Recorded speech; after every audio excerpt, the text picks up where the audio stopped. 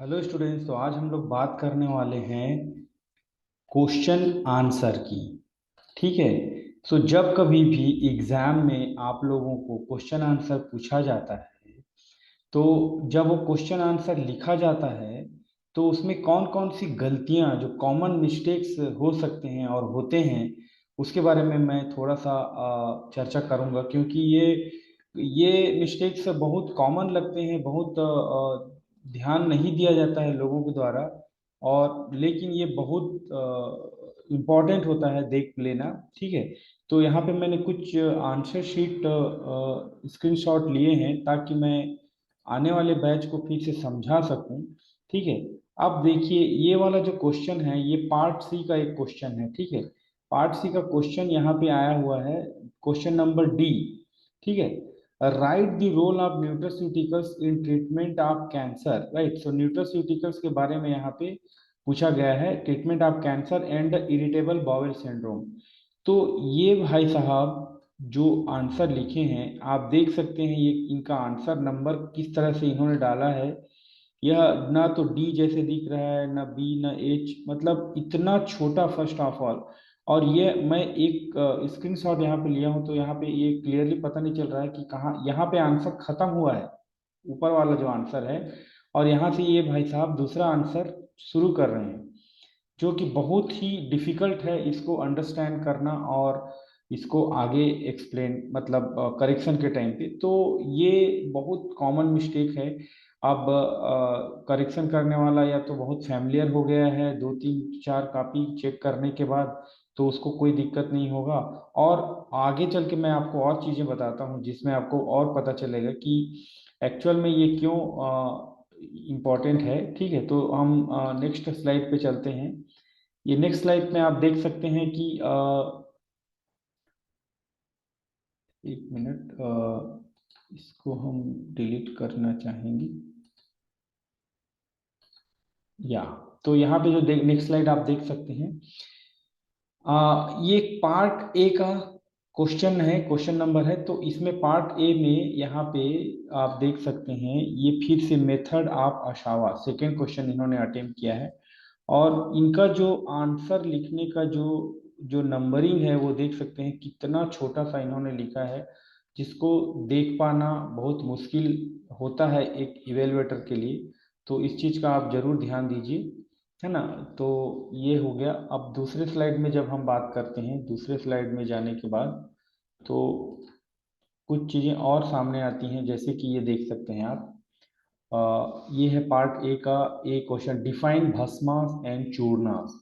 ठीक है। अब आप देखिए, ये जो नंबर डाला गया है, ये नंबर बहुत ही छोटा फंट है, जो बिल्कुल भी समझ में नहीं आ रहा है, very difficult to identify. And moreover he has written some other answer in above, or which is there is no gap, and it's looking, if you see the entire page, it's looking the this may be the part of this answer. First of all, his handwriting and the flow, it is very small font, so it will be difficult to identify, right? So इसका आपको ध्यान देना चाहिए, है ना। आप इसमें देखिए पार्ट ए का ये क्वेश्चन नंबर एफ है, write the significance of herbal diluents and mention example. ठीक है। तो यहाँ पे देख लीजिए ये कौन सा आंसर को ये बनाए हैं, मेरे ख्याल से ये फर्स्ट न्यूट्रास्यूटिकल्स का कोई आंसर है। और यहाँ से ये एफ इन्होंने एफ लिखा है उनके हिसाब से, और एफ ही है ये, सिग्निफिकेंस ऑफ हर्बल डायलेंस। तो इस तरह से जब आप कंटिन्यूअसली लिखते हैं और जब नंबर सही तरीके से नहीं दिखता, तो it is very difficult for the evaluator to read out. Okay. यहाँ पे आप देख लीजिए पार्ट ए का सी, कॉमन क्या है question, common comments on scope of nutraceuticals. तो यहाँ पे भाई साहब ने सी लिखा है, ये सी है, जो कि बहुत ही स्मॉल है, दिख नहीं रहा है। न्यूट्रास्यूटिकल्स स्कोप के बारे में अब इन्होंने क्या लिखा है वो तो पढ़ने के बाद ही समझ में आएगा। ठीक है। लेकिन जो नंबरिंग की मैं यहाँ पे जो बात कर रहा हूँ, ये numbering should be very proper, it should be bigger font and there should be the gap between two answer. ये मैं बोलने की कोशिश कर रहा हूँ। अब यहाँ पे आप देख लीजिए, ये इतना इंपॉर्टेंट आंसर नंबर जब डाला जा रहा है, जो कि 10 नंबर का, पार्ट बी में 10 नंबर का क्वेश्चन होता है, 10 marks question, B write about good manufacturing practice, infrastructural requirement, documentation and records. ठीक है, यहाँ पे ये बी डाले हैं, infrastructure requirement, something there, working space and waste disposal, something there. तो ये font size obviously it's not good. अब यहाँ पे एक बड़ा मिस्टेक क्या हुआ है इस बंदे के द्वारा, ये एक्चुअल में पार्ट सी है। ठीक है, ओके, मतलब अंडरस्टैंड हो जाता है इवेलुएटर को, बात अलग है। पार्ट सी को इन्होंने पार्ट बी डाल दिया है, और ये बी नंबर डाल के ये पार्ट सी का आंसर स्टैंडर्डाइजेशन ऑफ गुटिका, इसके बारे में बात किया गया है। ठीक है, तो ये नंबरिंग बिल्कुल गलत है, और हरी भरी में आप इसको ध्यान नहीं देते हैं, और फिर ये अब पार्ट बी लिख दिए, तो मतलब ये 10 मार्क्स का क्वेश्चन हो गया, whereas you are attempting the 5 marks question.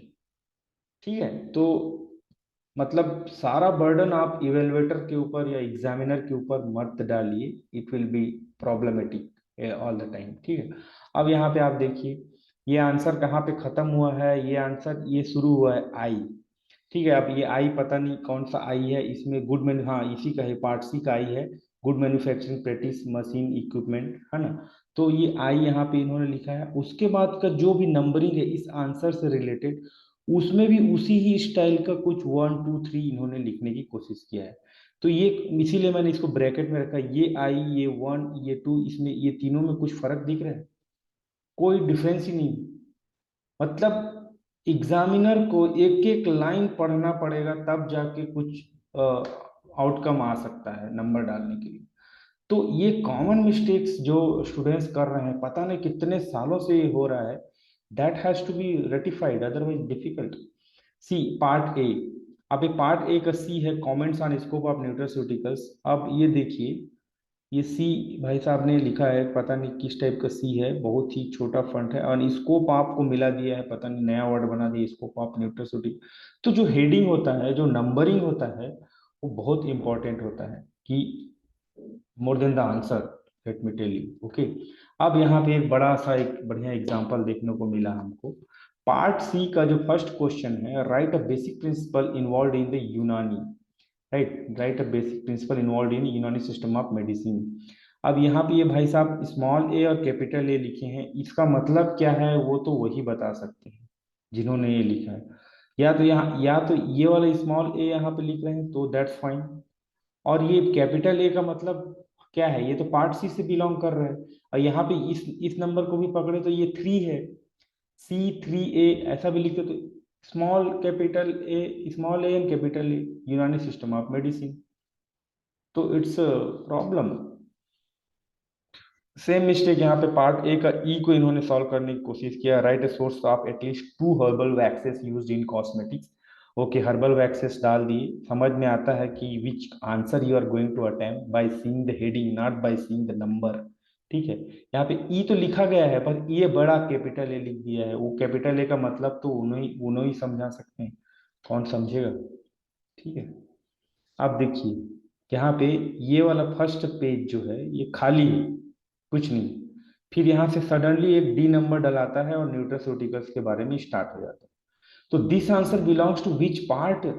जब when you are starting new part, part A B, अब इवेलुएटर को क्या करना पड़ेगा, क्योंकि डी नंबर पार्ट ए में भी आता है और पार्ट सी में भी आता है। अब जब इवेलुएटर 8 10 कॉपी करेक्शन कर लेगा, तब तो उसको पता चल जाएगा, या फिर क्वेश्चन पेपर उसके पास होगा तो पता चल जाएगा। तो it's your responsibility also, you are going to write the answer, so you give the numbering properly. ठीक है, तो अल्टीमेटली मैसेज क्या है?